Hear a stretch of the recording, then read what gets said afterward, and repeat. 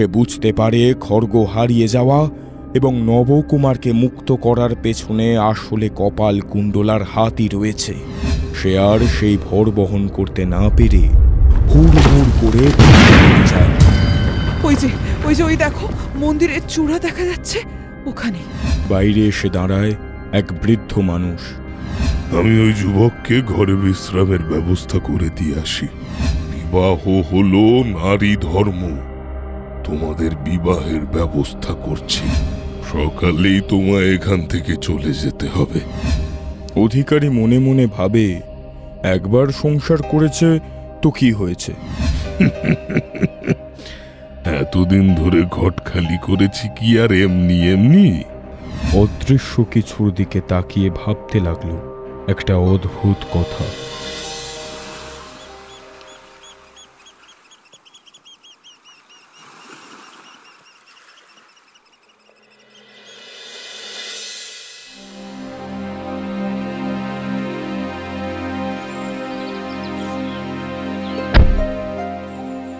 ঘুম ভেঙেছে? কাল রাতে ভালোভাবে ঘুম হয়েছিল? ভালোভাবে ঘুম হয়নি অধিকারী মশাই। এমন সময় কি আর ভালোভাবে ঘুম হয়? তবে এই দুদিনে যে ঝড় আমার উপর দিয়ে বয়ে গেছে তাতে বড় ক্লান্ত হয়ে পড়েছিলাম। সেই ক্লান্তির সামান্য লাঘব হয়েছে। রাতে তোমায় যে কথা বলেছিলাম সে ব্যাপারে কোনো কিছু ভেবেছো? তুমি কি একাই যাবে নাকি তোমার সঙ্গে? নবকুমার চুপ করে রয়েছে দেখে অধিকারী মনক্ষুণ্ণ হলেন। তিনি বুঝতে পারলেন তার বোঝানো ব্যর্থ হয়েছে, তাই সামান্য কালো হয়ে গেল তার মুখ। তাহলে চলো, তোমায় একাই রেখে আসি। কপাল কুণ্ডলার জন্য না হয় অন্য কোনো ব্যবস্থা করতে হবে। তাকে মা বলে ডেকেছি, তাকে তো আর বিপদের মধ্যে ফেলে দিতে পারি না। সবাই তো আর প্রতিদান ভুলতে পারে না। নবকুমার শয্যায় উঠে বসেছিল। এই কথায় তার মনের ভেতরে কোথায় যেন আঘাত লাগল। গোটা রাত ধরে সে কপাল কুণ্ডলার কথাই ভেবেছিল। কপাল কুণ্ডলার রূপ যে আহামরি তেমন কিছু নয়। আসলে একাকী সমুদ্র তটে কপাল কুণ্ডলা নবকুমারের সামনে বারবার তার পরিত্রাতা হয়ে এসেছিল, তাই তাকে রূপবতী বলে মনে হয়েছিল। তার সেই সাধিকার মতো বেশ নবকুমারের চোখে লেগেছিল। সেটা গোটা রাত ধরেই তার মনে হয়েছে। আমি যদি আমার জীবন বাঁচানোর জন্য কপাল কুণ্ডলাকে প্রতিদান দিতে চাই, তাহলে সে কি আমায় স্বীকার করবে? আমি যদি তাকে ধর্মপত্নী বানিয়ে এখান থেকে নিতে চাই, অধিকারী মশাই, আজ থেকে তাকে আমি আমার সবকিছু দিলাম। আজ থেকে কপাল কুণ্ডলা আমার স্ত্রী। তার জন্য আমায় যা করতে হয় আমি করব। তাকে বিপদ থেকে রক্ষা করার জন্য আমি আমার প্রাণ দিতেও প্রস্তুত। কিন্তু কন্যা সম্প্রদান কে করবে? অধিকারী বোধহয় এর জন্যই প্রস্তুত হয়েছিল। এমন কথা শুনে তার মুখে হাসি ফুটল। তুমি কোনো চিন্তা করো না, কন্যা সম্প্রদান আমি করব। তাকে আমি মা বলে ডেকেছি। সেই কাপালিকের পরে আমি তাকে বড় কাছ থেকে দেখেছি, তাই আমি তার সম্প্রদান করব। তাহলে অধিকারী মশাই, বেশি দেরি করবেন না। সে কাপালিক যদি আমাদের খুঁজতে খুঁজতে এখানে এসে পড়ে, তাহলে আমরা বড় বিপদে পড়ব। তোমায় কোনো চিন্তা করতে হবে না। আজকের দিনটা পর্যন্ত আমি তোমাদের লুকিয়ে রাখতে পারবো। আর যদি সে এখানে এসে পড়ে, তাহলেও তোমাদের আমি রক্ষা করতে পারবো। তবে আজই আমি সমস্ত ব্যবস্থা করে তোমাদের মেদিনীপুরের পথে রেখে আসব। এই কথা বলে অধিকারী মশাই ঘর থেকে বেরিয়ে গেলেন। আর তারপর নবকুমার স্থির চোখে তাকিয়ে রইল দরজার দিকে। আপনার কথা শুনে এই কাজ করছি, কিন্তু কাজটা কি ঠিক হচ্ছে? শুধু শুধু এই যুবকের ভাগ্যের সঙ্গে আমার ভাগ্যকে জড়িয়ে ফেলে তাতে যদি তার কোনো ক্ষতি হয়? তার ভাগ্যের সঙ্গে নিজের ভাগ্য তুমি আগে জড়িয়ে ফেলেছ মা। তাকে ওই কাপালিকের হাত থেকে রক্ষা করে, আর সেই কাজটা তুমি ভালোই করেছো। এখন যদি তোমার রক্ষার প্রতিদানে সে তোমায় রক্ষা করার জন্য তোমায় এখান থেকে বিবাহ করে নিয়ে যায়, তাতে আপত্তি কোথায়? আপত্তি না অধিকারী মশাই, আসলে আসলে আমি বড় ভয় পাচ্ছি, যদি এরপরে কিছু হয়। কপালকুণ্ডলা ভয় পাচ্ছিল, এবং সে ভয় অমূলক নয়। সে জানতো কাপালিক তাদের এত সহজে ছেড়ে দেবে না। এই দুনিয়ায় যে প্রান্তেই সে গিয়ে লুকিয়ে পড়ুক না কেন, কাপালিক তাকে ঠিক খুঁজে বার করবে।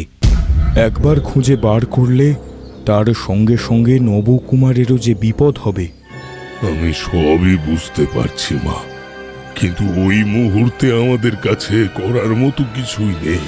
তোমরা এখনকার মতো এখান থেকে চলে যাও, তারপরে যা হবে তা নয় দেখা যাবে। বেশ, তাহলে আপনি যা বলবেন তাই হবে।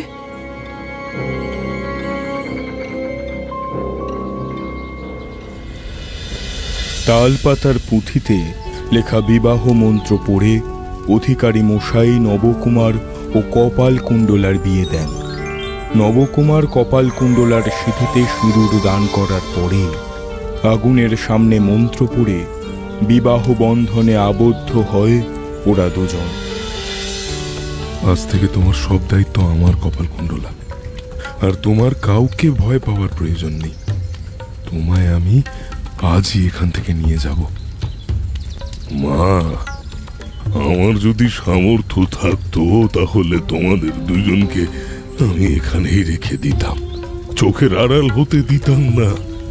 কিন্তু আমার যে কিছু করার নেই, আমি তোমাদের এখানে রাখতে পারবো না, তোমাদের যেতেই হবে।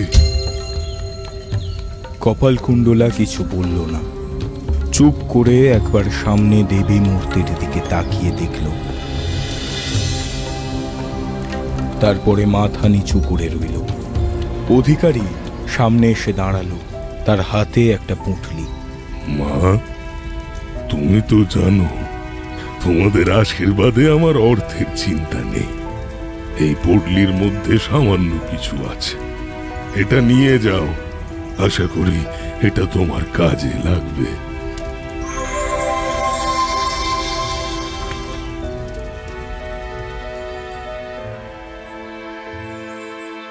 কপালকুণ্ডলা একটা বেল পাতা নিয়ে মায়ের মূর্তির পায়ের কাছে রেখে চোখ বন্ধ করে বসে রইল কিছুক্ষণ। কিন্তু অদ্ভুতভাবে পায়ের উপর থেকে বেল পাতাটা নিচে পড়ে গেল। এ কি অধিকারী মশাই, এটা কি হলো? মা বোধহয় কিছু বলতে চাইছে, কিন্তু এখন এই সমস্ত কথা ভাবার জন্য কোনো সময় নেই। এখন তোমাদের বিবাহ সম্পন্ন হয়েছে, এখন পতি ধর্মে তোমার কর্তব্য, তোমায় পালন করতে হবে। এই পুটুলি তুমি সঙ্গে নিয়ে যাও। কপালকুণ্ডলা মনে মনে বেশ ভয় পেয়েছিল। তাহলে মায়ের অর্থ কি সেই কাপালিক? সেই কাপালিক কি তাদের কোনো ক্ষতি করার জন্য তাদের পিছু নিতে পারে? এর কোনো প্রয়োজন নেই অধিকারী মশাই, আপনি এমনিতেই আমাদের জন্য অনেক কিছু করেছেন। তারপরে আবার আমি কিছুই করিনি, যা হয়েছে সমস্ত কিছু মায়ের ইচ্ছে হয়েছে। মা যা চেয়েছে তাই হয়েছে। এটা তুমি নিয়ে যাও, তোমার যে কোনো প্রয়োজন হতে পারে।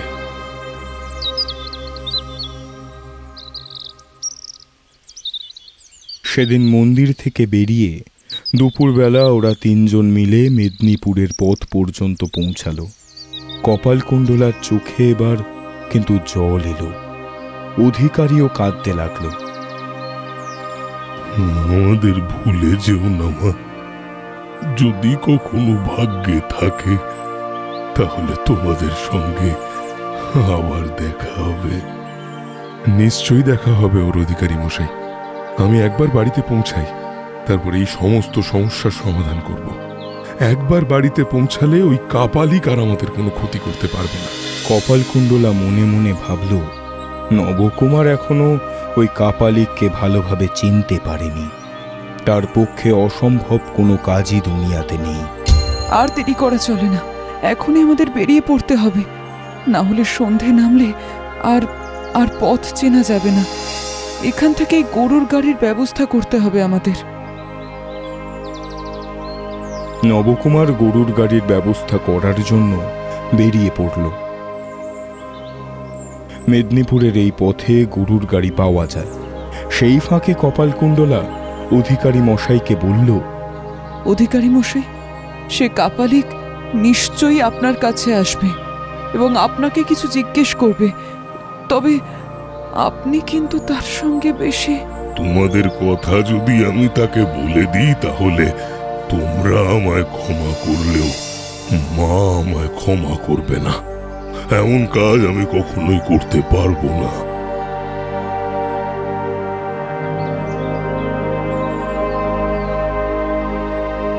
নবকুমার আর কপালকুণ্ডলা অধিকারীর কাছ থেকে বিদায় নিয়ে বাড়ির পথে রওনা হলো গরুর গাড়িতে।